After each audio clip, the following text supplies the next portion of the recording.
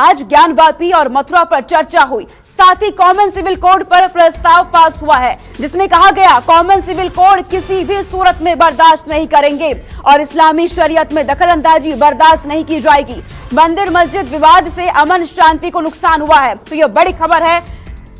Common civil code किसी भी सूरत में बर्दाश्त नहीं की जाएगी, यह कहा गया है। कॉमन सिविल कोड पर भी प्रस्ताव पास हुआ।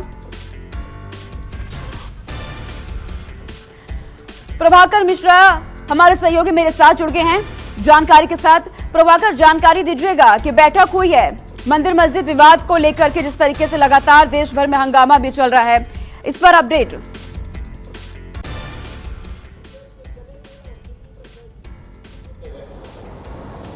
देखिए, कल से और आज ये दूसरा दिन है और आज कंक्लूडिंग डे है और जो प्रस्ताव पारित हुए हैं उसमें चाहे वो ज्ञानवापी का मामला हो या मथुरा मंदिर मस्जिद विवाद हो, उसको लेकर प्रस्ताव पारित हुआ है। कॉमन सिविल कोड को लेकर प्रस्ताव पारित हुआ है। इसके अलावा भी कई प्रस्ताव पारित हुए हैं।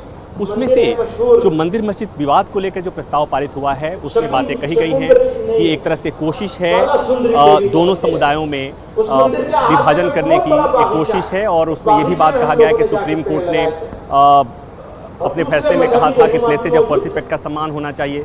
तो प्लेसेज ऑफ वर्शिप एक्ट के होने के बावजूद भी अदालतों ने जो मथुरा का मामला हो या ज्ञानवापी का मामला हो उसको सुनवाई के लिए स्वीकार किया है। इससे समाज में दूरियां बढ़ रही हैं और इसका कैसे मुकाबला करना है, इसका कैसे समाधान निकालना है, इस पर बातें की गई हैं।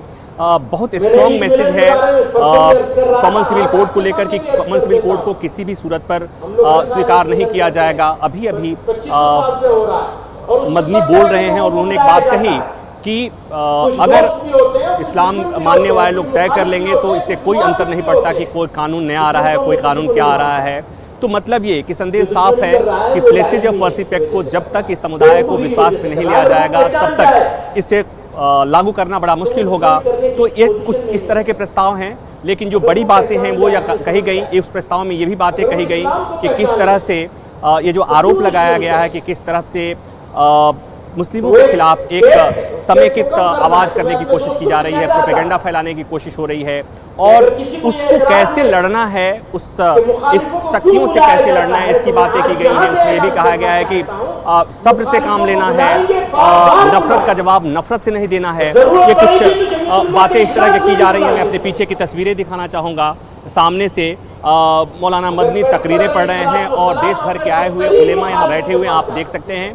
तो ये 2 दिन के संदेश में यहाँ पर मुस्लिम समाज की तमाम समस्याओं की बात तो हो ही रही है कि कैसे इन समस्याओं से निजात पाना है, लेकिन जो फोकस बिल्कुल क्लियर है कि जो अभी की समस्याएं हैं देश में और जो हिंदू मुस्लिम जो किया जा रहा है, जो मंदिर मस्जिद विवाद किया जा रहा है, जो मुस्लिमों के प्रति नफरत फैलाने की कोशिश हो रही है, तो उसको कैसे टैकल करना है, ये सारी बातें ये 2 दिन के इस सम्मेलन में आई हैं। उसमें से कुछ चीज़ें निकल के आई हैं। दूसरी बात, महत्वपूर्ण बात ये भी कि मदनी को कल भावुक हुए थे, इसको लेकर के कहा गया कि मदनी ने सफाई दी, इस बात को कही कि कल उस बात को इस तरह से पेश करने की कोशिश की गई कि मुसलमानों को भड़काने के लिए मदनी भावुक हुए थे, तो उन्होंने नकारा कि ऐसी बात नहीं है, पीड़ा आप नजर बना के रखिएगा प्रभाकर, आपसे और भी अपडेट लेते रहेंगे। बहुत शुक्रिया हमारे साथ जुड़ने के लिए। नमस्कार, मैं हूं मानक गुप्ता। अगर आपको हमारा ये वीडियो पसंद आया हो तो इसे लाइक और शेयर जरूर करें और हाँ, हमें सब्सक्राइब और फॉलो करना ना भूलें ताकि आप देश और दुनिया की कोई खबर मिस ना करें। तो जुड़े रहिए हमारे साथ और देखते रहिए न्यूज़ 24।